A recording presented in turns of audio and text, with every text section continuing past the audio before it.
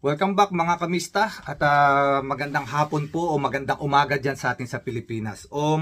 Mga kamista, mag-react lamang tayo dito sa nangyaring rally kahapon at meron tayong isang taong tututukan na medyo may kabastusan. Hindi tayo magiging ngayon. Tama si Vice Ganda. Hindi natin kinakailangan mabait muna ngayon.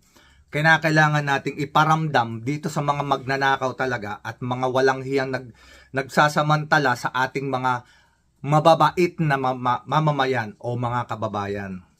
Hindi na po ito ang panahon para maging mabait o magbait-baitan at palampasin ang katarantaduhan ng mga politiko na nagsasamantala sa atin. Politiko, kontraktor, kung sino-sino pa yan ng mga magkakasabwat. Hindi na po natin kinakailangang maging mabait. Kinakailangan nating singilin ang ating presidente na ipakulong niya at kuhanin ang lahat ng mga ari-arian ng mga taong ito na kanilang pinagsamantalahan. Kinakailangan maibalik ang pera sa kaban ng bayan at magamit sa mga proyekto para sa mamamayan. Hindi tayo dapat maging mabait sa panahong ito dahil kinakailangan maramdaman ng gobyerno na tayo ay galit na tayo ay naghahangad na at nagdidemand na ng katarungan, ng batas, yung tamang batas. Hindi po pwede yung ngayon. Kasi nung panahon ni Duterte, nanahimik tayo eh. Kasi alam naman natin, pag kinalaban mo si Duterte, bukas patay ka. Yan ang katotohanan mga kamista, kaya maraming pinili ang manahimik kahit nagsisikip na ang kanilang dibdib sa mga nangyayaring hindi maganda. And this is the time na talagang lumabas ang tao because we were given a freedom. Binigay sa atin ni Bongbong Marcos ngayon ang freedom na mag-express ng ating mga hinaing, ng ating mga saloobin at galit. Sinisingil natin ang presidente para panagutin ang mga dapat managot. Makulong ang dapat makulong, bawiin ang kayamanan na dapat bawiin, na ninakaw nila, na pinlander nila sa kaban ng mamamayan. At kinakailangan papanagutin naman si Sara Duterte dahil hindi po siya ligtas dito. Hindi siya ligtas. Marami siyang dapat ipaliwanag, marami siyang dapat sagutin at kailangan managot siya sa pagnanakaw din dahil habang nalulunod ang mamamayan sa flood control project na ninanakawan tayo ng mga politiko, congressman, mga kontraktor, mga taga DPWH, sa isang tabi ay nagnanakaw din, naglulustay din ng milyon-milyon na pera itong si Sara Duterte na ayaw niyang ipaliwanag at ginagamit niya lahat ng kanyang mga kaalyadong politiko at mga nasa Supreme Court. Hindi ito ang panahon para manahimik. Ipamukha natin sa kanila na silang lahat ay dapat managot. Si Sara, papanagutin. Si Bongbong Marcos, sisingilin natin siya sa kanyang pangako na ipapakulong niya at pananagutin ang mga tiwaling opisyal ng DPWH, ang mga congressman na kasabwat dito, ang mga kontraktor na nakipagsabwatan na kuno mga kunwari mga biktima pero mga willing victim dahil kumikita rin sila ng bilyon-bilyon. So mga kamista, diretso muna tayo sa isang topic talaga na kailangan matutukan din natin. Kasi dito sa rally na nangyari, maraming mga oportunista ang gustong sumakay kasi galit ang tao. May mga politiko o mga personalidad na gusto sumakay at makisawsaw na kunwari sila ay makamasa, na kunwari sila ay para sa taong bayan at nakikisimpatya. Pero ang mga taong ito o personalidad na ito ay sila rin ay may sariling interes. At noong pa man, alam na natin ito. Hindi tayo bulag, hindi tanga ang mga tao. Alam natin itong si Sabit. Alam niyo na, si Sabit Singson kasi Sabit ito, kaya ito nagpupuputak. 2 days ago, nagkaroon ako ng video. I vlog Sabit Singson, si Sabit Sumabit eh. Meron siyang 2.7 billion project from DPWH for the last 10 years. Imagine mga kamista, kumpanya na pag-aari ni Sabit Singson, biglang sabit pala talaga sa mga problema rin ng Department of Public Works and Highways na iskandal. Itong si Sabit, nung matunugan niya na makakasama siya sa maiimbestigahan, agad-agad lumabas sa TV. Agad-agad lumabas sa social media. Ang pukinang inang ito, ang buwakan ng inang ito ay nagkunwari na siya ay mabait na tupa. Pinabababa niya si Bongbong Marcos, si President Bongbong Marcos, at nananawagan siya sa mga kabataan, sa mga estudyante na lumabas, pababain daw si Marcos. Nananawagan siya sa mga militar, nananawagan siya sa lahat ng sektor na lumabas at ipanawagan daw ang pagbaba ni President Bongbong Marcos. Tukmol pala ito eh. Kasi itong taong ito, nung panahon ni Duterte, aso rin ito ni Duterte. Aso niya yan. At ngayon, nung panahon ng eleksyon na magkakampi si Duterte, si Sara Duterte at si Bongbong Marcos, kumampi naman siya kay Bongbong dahil magpe-presidente nga si Bongbong Marcos. Gusto niyang gumatas uli eh. Oportunista itong si Sabit Singson. Oportunista itong taong ito na kung saan siya makikinabang, doon siya. At ngayon, dahil ang gusto ng presidente ay papanagutin ang lahat, bigla siyang nag-iingay, bigla siyang nagyayaya, lumabas daw sa kalsada at ipanawagan ang pagbaba at pagre-resign ni President Bongbong Marcos. At sino makikinabang? Siya pa rin. Dahil kung bababa at magre-resign si Bongbong Marcos dahil na pressure, dahil nagkagulo, sino makikinabang? Sira pa rin si Sara Duterte. At kay Sara Duterte naman siya ngayon sususo. Kay Sara Duterte naman siya ngayon hihimod ng puwet. Mga kamista, itong taong ito ay ubod ng ano ba masasabi natin? Ubod ng sama? Ubod ng oportunista. Saksakan ang taong ito. Ito ay anay ng lipunan sa totoo lang. Panoorin po natin mga kamista dahil tinry niya, sinubukan niya na sumakay sa issue. Pumunta siya sa EDSA para kunwari siya ay isang mabait na tupa. Pero ang tupang ito, ang totoo ay isang maitim na kambing. Tuso tong taong to. Mga kamista, panoorin natin kung paano rin niya sinalaula ang mga tao. Eto po, papanood ko sa inyo, paparinig ko sa inyo kung ano rin ang sinabi niya. Pakinggan po natin mabuti dahil sinabi po niya rito na ang lahat daw po nung nagsasabi na siya ay isa ring kurap ay sinabing bayaran daw po ang mga taong nandoon sa EDSA. Pakinggan po ninyo.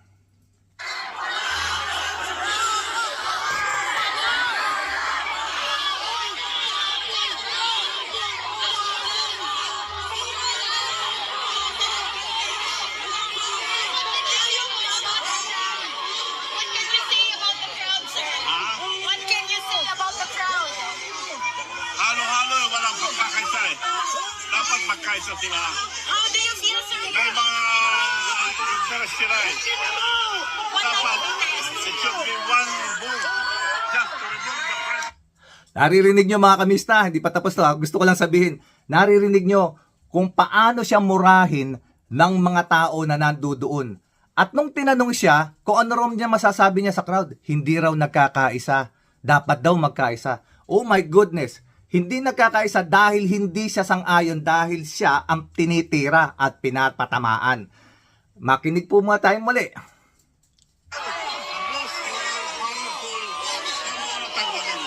you one with the protesters, sir? Are you also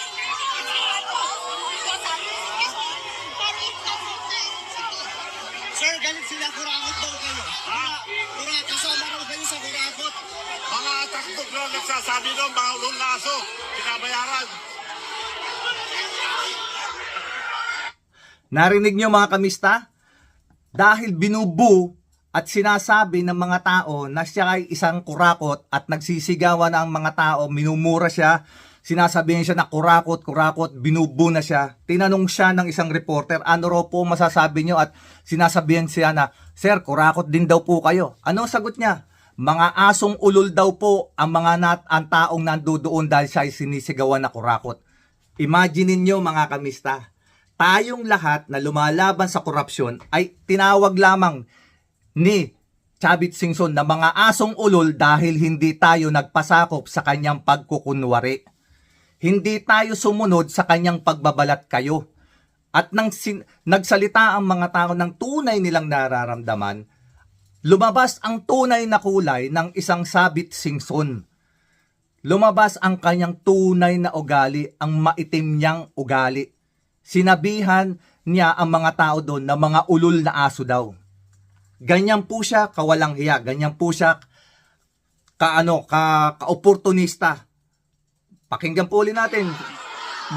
Mahaba pa to. Umuwi ako rito eh. May balak mo ba kayo sana magsalita? Wala. Tinutang lang.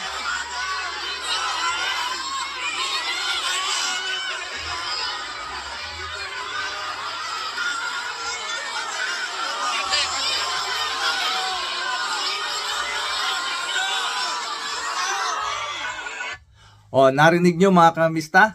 Mga tao rin ay nagsisigawan na ikulong na yan. Ikulong na yan. Minumura siya. Pinipi-ay siya. At ngayon, nung tinanong siya, saan kayo pupunta? Magsasalita po ba kayo? Ang sagot niya, ay hindi, dito ako nakatira. Kasi nasa Corinthian. Pupunta siya sa Corinthian. At sinabi niya na hindi siya magsasalita. Pupunta lang daw siya sa Corinthian. Yan ang kanyang diskarte. Nung maramdaman niya na hindi siya welcome sa mga tao, divert agad siya. Hindi, uwi ako sa Corinthian. Totoo naman kasi may bahay sa Corinthian yan eh. Pumunta siya sa gate. Itong taong ito, kung ito ay malinis ang hangarin at malinis ang intensyon at kung mabuting tao ito, bakit siya nagdala ng sangkatutak na mga pulis para bantayan siya? Papanoorin niyo, tignan niyo. Santambak na pulis yan mga kamista. Santambak na pulis yan pumoproteksyon sa kanya para hindi siya dumugin ng mga tao. Yung galit ng mga tao. Ayan o.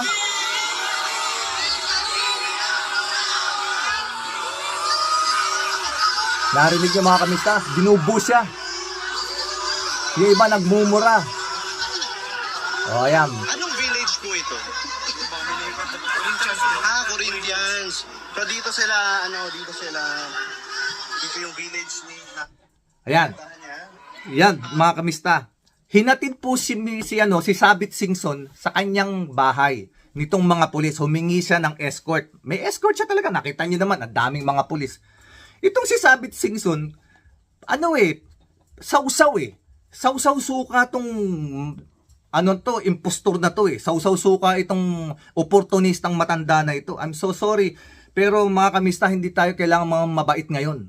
Kailangan ipamukha na natin sa mga taong ito. Hindi natin kinakailangan manunog. Meron tayong dyan, hindi tayo dapat manunog, hindi dapat tayo manira ng government property o private property. Pero, kailangan marinig ng mga taong involved dito ang galit. Kailangan maramdaman nila na galit tayo. Na hindi natin kinakailangan manunog, manira ng private property at government property dahil pag ginawa natin yan, lalabas tayong mga terorista. Hindi tayo terorista mga kamista. Tayo ay Pilipino na naghahayag lang ng tunay na damdamin natin dahil sa mga kawalang hiyaan na ginawa ng mga hinayupak na makatulad ni Chavit Singson at mga kontraktor at mga kongresista na damay dito at ang mga demonyong mga nasa DPWH. Mga demonyo sila, hindi sila mga tao. I am so sorry mga kamista. Pardon my word. Isa akong taga Bulacan. At galit na galit ako dahil ang pumutok na pinaka number 1 sa kahayupan ng DPWH ay mga taga Bulacan. Taga Bulacan na taga DPWH at kasama na rito si allegedly, meron din palang kinalaman itong si Joel Villanueva, nakakasakit ng damdamin dahil kapwa mo Bulakenyo, nilunod na kami, ang mga kababayan ko, kaming lahat sa Bulacan.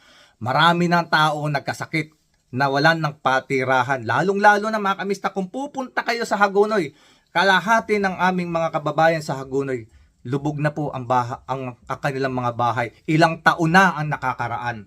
sa pag-aakala na ginagawa ng DPWH ng paraan para po maayos ang problema, yung pala ginagatasan lamang ang aming bayan dahil laging lumulubog. Yung pala ginagawa na lang nilang excuse ang mga project nila, pero ang totoo, pera ang hangad nila. Mga kababayan, I'm so sorry kung ako'y ganito, pero hindi ko na kayang pigilin. I'm so sorry. I hope you understand me. Pero masama rin ang aking loob. Pero ang aking panawagan sa aking mga viewer, mga kamista, kung kayo po ay mag-e-express din ng inyong nararamdaman, kung kayo ay magsalita ng masakit laban sa mga taong nagsamantala sa atin, sa ating bayan, ay nauunawaan po natin yan. Ang tangi ko lamang kahilingan sa inyo, huwag po tayong tutulad doon sa mga tao na ang hangad ay matulad tayo sa Nepal at Indonesia, dahil hindi po magiging maganda ang magiging resulta niyan. Mga kamista, manatili tayong maayos na nagde-demonstrate, manatili tayong mga Pilipino, hindi natin kinakailangan magkaroon ng kulay.